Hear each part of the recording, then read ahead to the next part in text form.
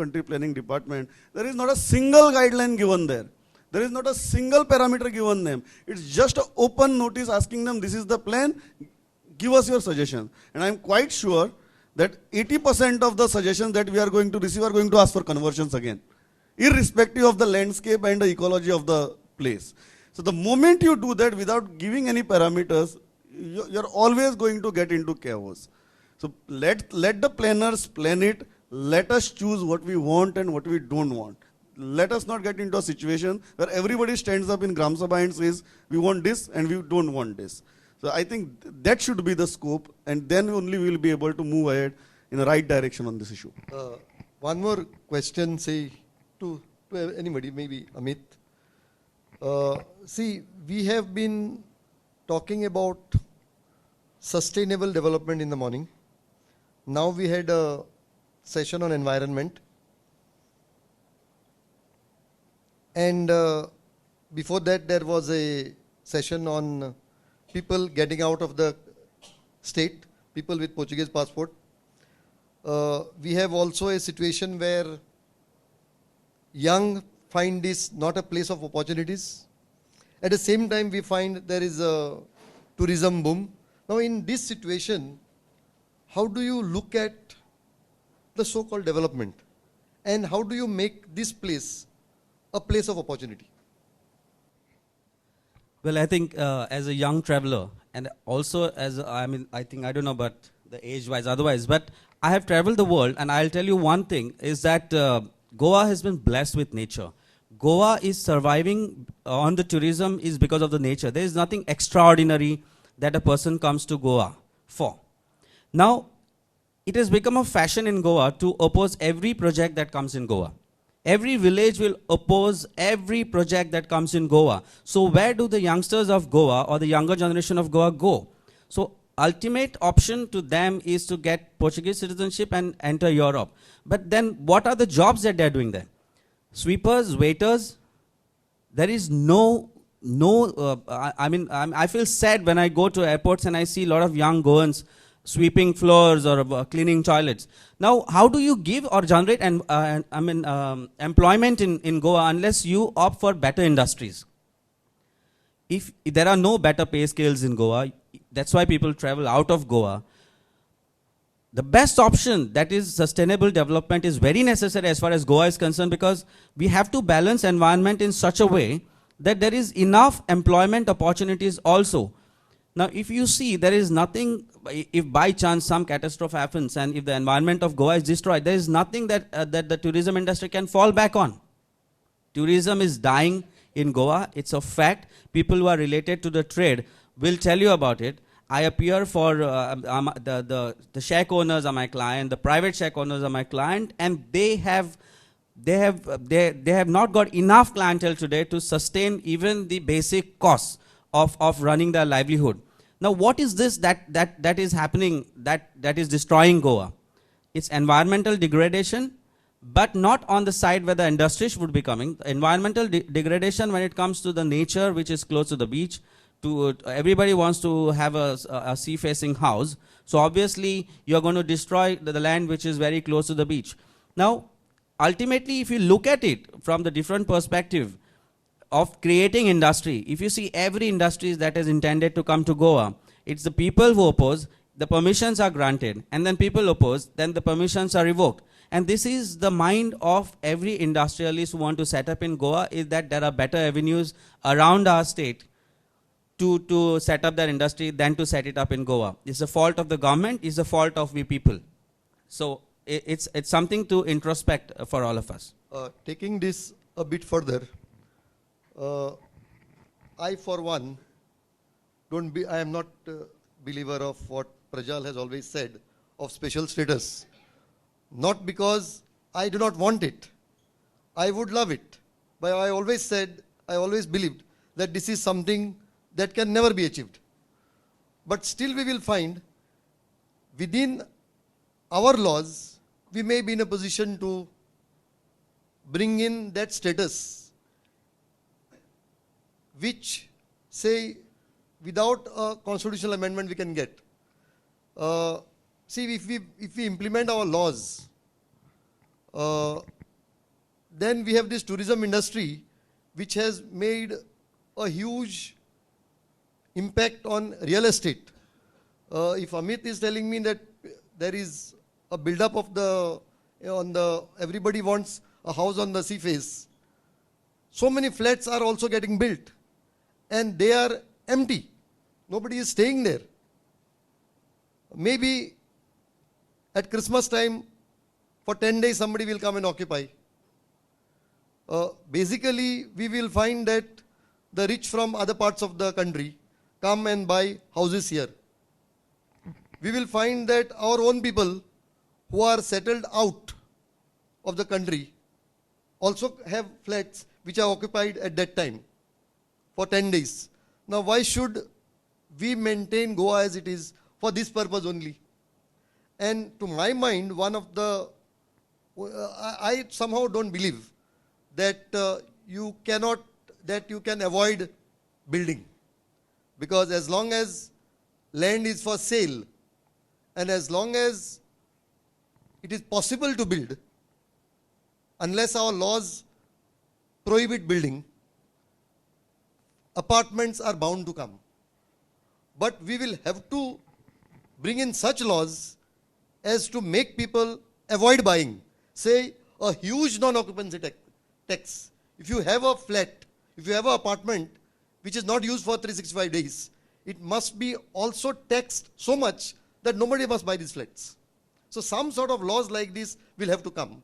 And maybe that is one way of achieving a special status, which say Prajal and all have been suggesting for a long time. The Father Bismarck effect, from your point of view? Today, how is it? What do you see on the ground level? Where is it gone? It's preparing itself to erupt. As one of the panel members said, that the way things move forward after his murder, would Father Bismarck, if he would have alive, supported, appreciated, or followed the same things? Perhaps those people who have not attended the protests conducted by us during last 6 months will not agree to this. But Father Bismarck would have revolted.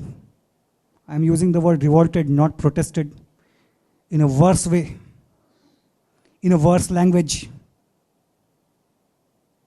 A language full of shouts and abuses. Yes. The anger is building up. As Jean-Paul Sartre had once mentioned, anger and revolution are always chaotic. They don't follow any discipline. They don't follow any law. What happened after Father Bismarck's death was anger. It's bound to be chaotic. It will not go according to your wills and wishes and whims and fancies or choices. A deep dent has been made on the hearts of those people who loved Father Bismarck and his philosophy and his ways. And at least those people, if they loved him really, are not going to keep quiet. The way I said Goa is being devoured by the demons, there is no scope or no question of keeping quiet. As Prajal said, he would have reacted in a very, very, very harsh way. And I have seen that harshness standing next to me, singing next to me, shouting next to me.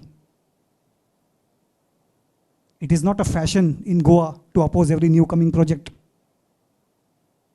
Wearing a beret is a fashion. This is a fashion.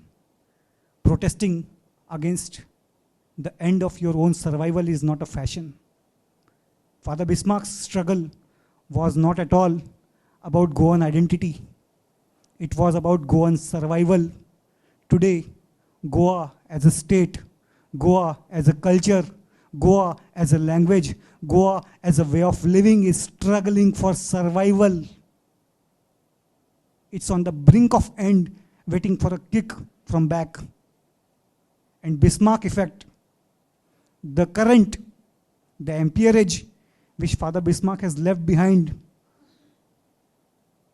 could not be explained, cannot be explained, and cannot be understood or could not be understood in conference halls where we are sitting with ACs and all these things.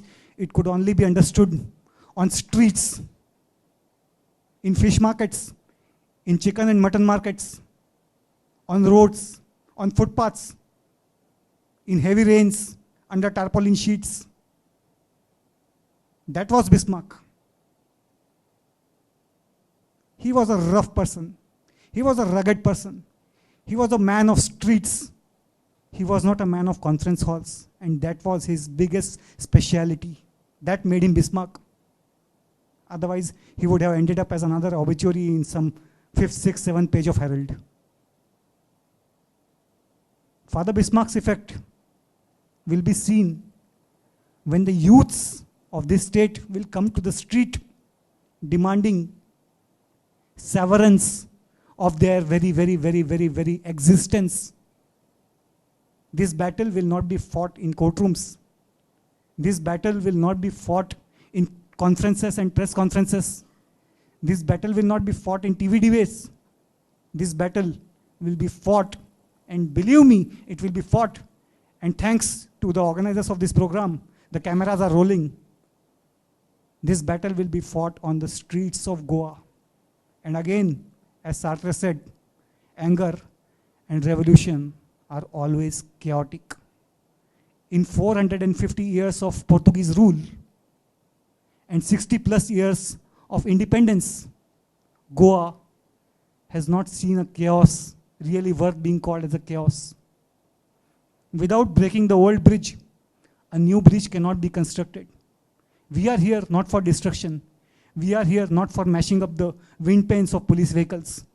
We are here not for throwing petrol bombs. We are here to bring a change. Change for what? Change for we to be dragged like an animal towards slaughterhouse. Change from that state of humanity to the state where we can exist as any other human beings living in any other corner of the world. That will be the real Bismarck effect. It will come out, and it will come out successfully. I am sure of that. Chaos is not the order, or chaos does not bring order. It's my personal opinion that No, Amit. Even for entrenched power as Certainly. bad as the government that we have and we've had, Yes. chaos is the only answer. That's the Yes, only argument we yes, understand. But then when the chaos I'll is agree with you disorderly. that I'll agree with you that the chaos needs to be channelized. Yes. The chaos is an energy that needs to be harnessed. That's but what- the only language they understand is chaos. They don't understand supplication and genuflection. That's where I was coming to. If there is chaos, if the chaos is not organized properly, if the revolution is not organized properly, and if the egos of people come in the way, then it's a destruction of the revolution. Goa needs a revolution. The revolution has to come from heart. And at the heart has to be, the interests of Goa should be at the bottom of everyone's heart. And if that happens, and if all people who are of different categories, whether activists, doctors, lawyers, or any one of us, once we start feeling the pain, then we will start feeling for Goa, and then there would be change. And then the money would absolutely not matter at all. As Oscar and Amita are discussing about the pain, see, look at the brazen way in which they have brought the two laws. They have been so brazen about it. They are in fact telling you that we don't care. These are the very people who came to power on the twin area of governance and protecting Goa. Any friend from the audience wants to say something? When we talk about this